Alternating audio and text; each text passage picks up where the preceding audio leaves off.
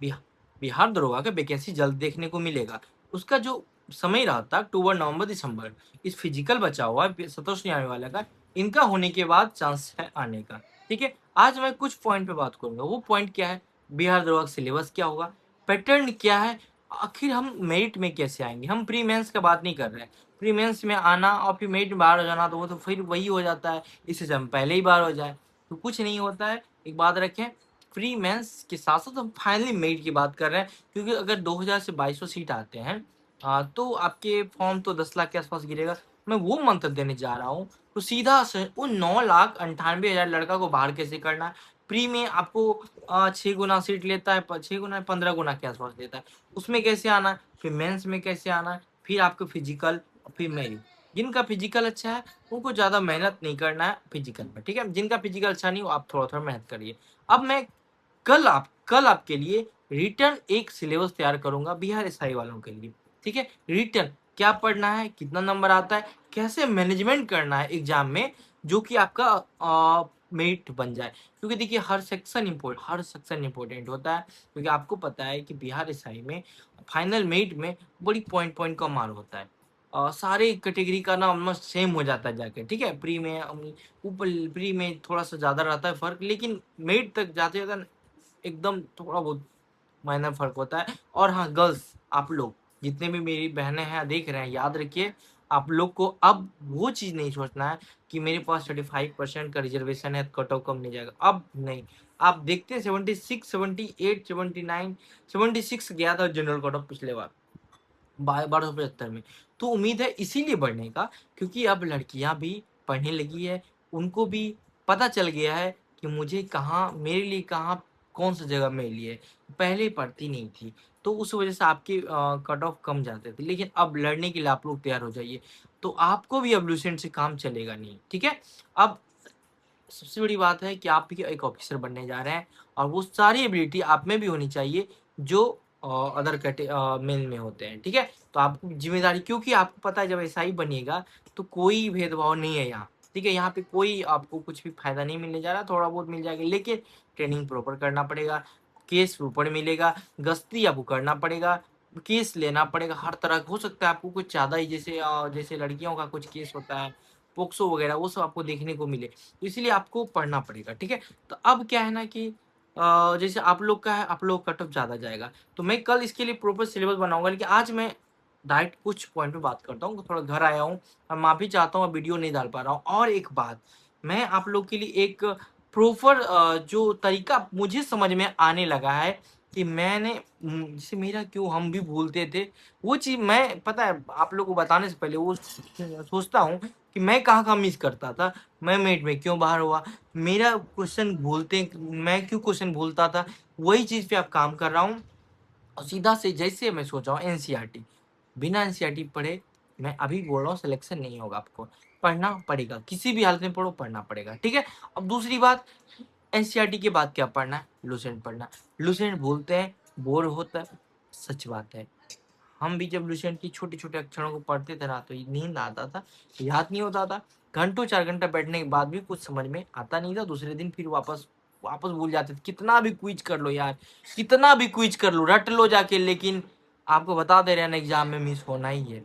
तो उसके लिए भी मैं प्लानिंग कर रहा हूँ। एनसीईआरटी के बाद लुसेंट, आपके जो चैप्टर एनसीईआरटी में पढ़े उसके बाद लुसेंट पढ़ना है। जैसे साइंस का एक बार 12th तक खत्म कर लो, आप लोग खत्म कर लो, मेरी बात को मानो यार, मानो। एक बार 12th तक खत्म कर लो, जहाँ पढ़ो कोई दिक्कत नहीं, खुद पढ़ो। मैं हम सिर्फ जो मुझे भी तैयारी करनी होती है, तो मैं जो जो मुझे लगता है, क्योंकि मैं इतने साल से एग्जाम दिया हूँ, मुझे पता चल गया क्वेश्चन क्या बनाएंगे, मैं बताता भी हूँ, तो वो मैं लाइन टू लाइन आप लोग को यूट्यूब पे बता देता हूँ।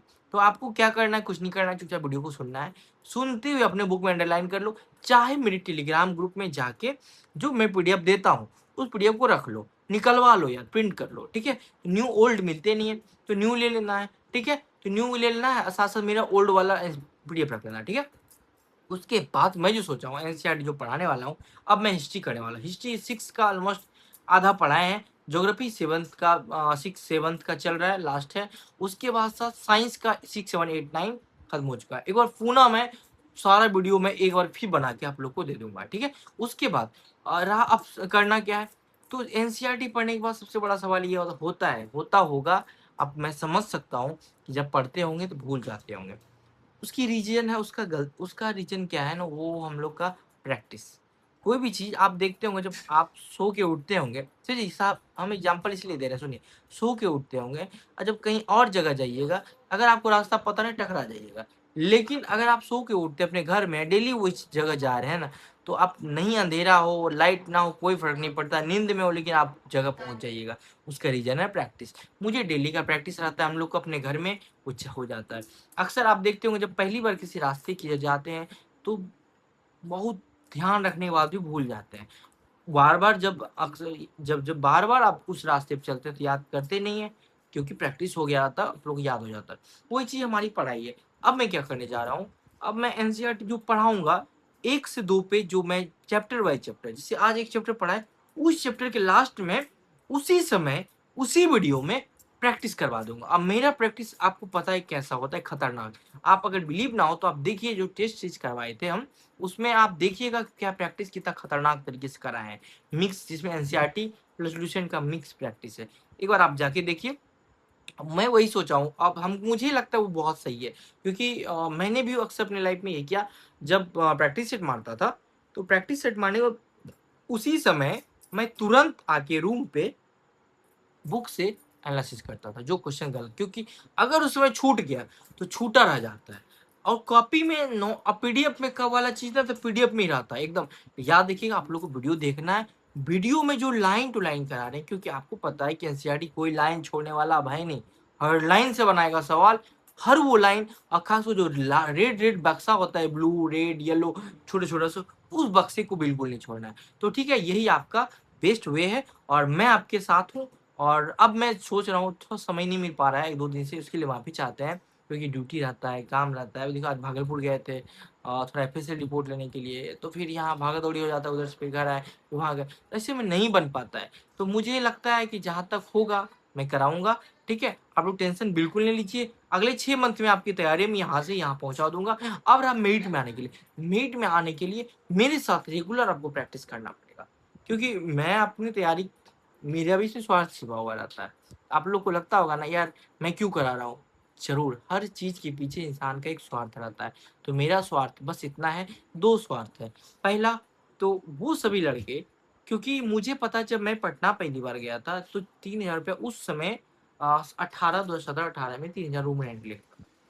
तो यार 3000 रूम रेंट, 2000 खाना, 5000 कैसे अफ़ोर्ड नहीं कर पाते थे। वापस हम भागलपुर चले आए।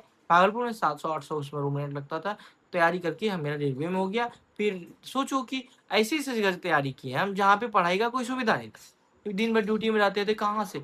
तो मैंने अगर मुझे भी लगता है अगर मैं भी पटना जैसे शहर में रहता तो मेरी भी तैयारी आज यहाँ तक नहीं हो पाती। तो इसीलिए मैं आपको आगाह कर रहा हूँ, जहाँ भी हो चुपचाप घर आओ यार, घर आओ, घर में रहो, घर ही एक लाइब्रेरी बनाओ।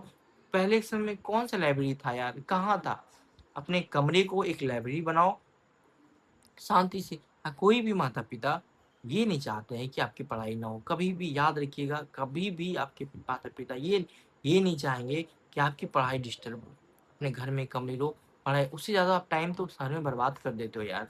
खाना बनाना, खाना, टाइम इधर-उधर भटकना, भटकाव बड़ी होता है, शहर में तो और भटकाव है। बीपीएससी का तैयारी कर रहे हैं आप लोग, तो उसके लिए पटना चले जाना है 2-4 मंथ प्री के बाद प्रैक्टिस करने के लिए। लेकिन प्रैक्टिस प्री के बाद नहीं होता है, पहले ही करना है। ठीक है, यही चीज़ मैं जब यूपीएससी का अभी तैयारी कर रहा हूँ, तो मेरा भी यही कमज़ोरी था कि हम भी बहुत डरते थे आंसर राइटिंग से। मेरा प्री बहुत अच्छा लेवल, प्री हम निकाल सकते थे, लेकिन मेंस से हम डरते थे। लेकिन अब ये डर खत्म हो रहा है, उस चीज़ की ओर हम जा रहे हैं और खुद ही पढ़ रहे हैं और आप लोग के साथ। और ये फ़ायदा, पहला एडवांटेज है आप लोग की तैयारी कराने का, एक स्वार्थ है ये, उन सभी लड़कों को एक जगह मिले और ये फालतू का जो पटना में पड़े हुए हैं, वो है। ठीक है, अपने माँग रखना हक है, कोई बात नहीं, रहिए, प्रोटेस्ट करिए, जो भी करना है, कहीं कोई दिक्कत नहीं है। माँग करना ज़रूरी भी है और एक तरफ से पारदर्शिता आना भी ज़रूरी है। लेकिन उसके बाद तुरंत अपने घर आना है। ये नहीं कि फिर आप जान लीजिए कोई भी टीचर पूर्ण परिपूर्ण नहीं होते हैं। उन्होंने भी ज्ञान ज्ञान जन्म से ही प्राप्त नहीं किया।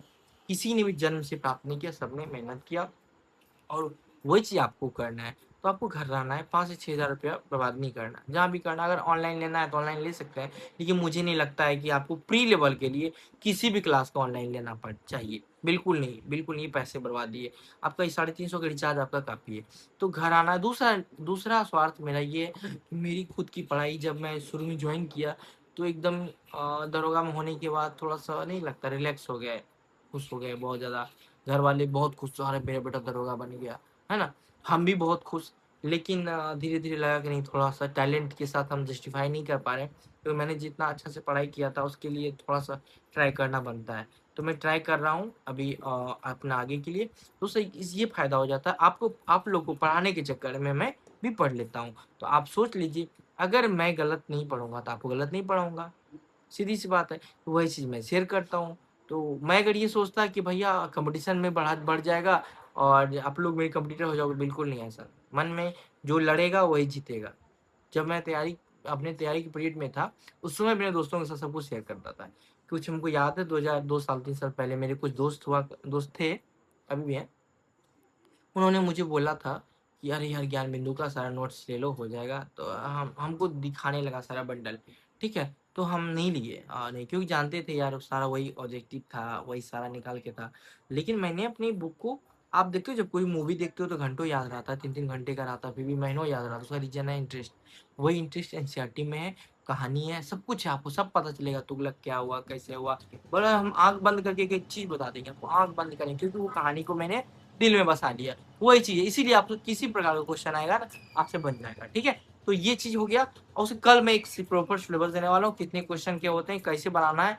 और आप लोग पैनिक हो जाते हैं, इसीलिए आप ये सब चीज़ बताएँगे कि आप कितनी भी अच्छी तैयारी हो, लेकिन आप कहाँ पे गलती करते हो जिससे आपका मेट नहीं बनता है। वो सब बात पे कल बात करेंगे, फिलहाल अब घर में हैं, थका हुआ है, देख रहे हैं क्या हालत हो रहा है, बहुत ज़्यादा थक गए हैं और थोड़ा चेहरा-वेहरा बिगड़ गया है पूरी तरह से, ये बाल भी है, उसका रीज़न है कि सुबह से हम आज नहाए ही नहीं है, ठीक है? तो उसका रीज़न है कि लगातार सफ़र, भागलपुर जाना, भागलपुर से आना वापस घर, फिर कल मुंगेर जाना है। तो आप लोग और जो भी आस-पास के हैं, बांका, भागलपुर, मुंगेर के, वो तो मिल ही सकते हैं हमसे, मिलिए। और जो दूर हैं वो उनसे भी आप कॉन्टैक्ट रखेंगे हम, इंस्टा, टेलीग्राम। अभी थोड़ा किन्हीं का रिप्लाई हम नहीं दे पाते हैं, उसके लिए माफ़ी चाहते हैं कि बहुत बिज़ी लाइफ़ चल रहा है। लेकिन जो नज़दीक है वो मिल सकते हैं उनसे, बिल्कुल भागलपुर जाते रहते हैं, बांका। जहाँ भी आप लोगों का कोई ग्रुप हो तो बताइए, मैं आता हूँ, आपको पर्सनली आपको बताता हूँ क्या करना है, ग्रुप में भी कैसे पढ़ाई होती है, ठीक है? जय हिंद, आप सभी को मिलिए, ठीक है? जय हिंद।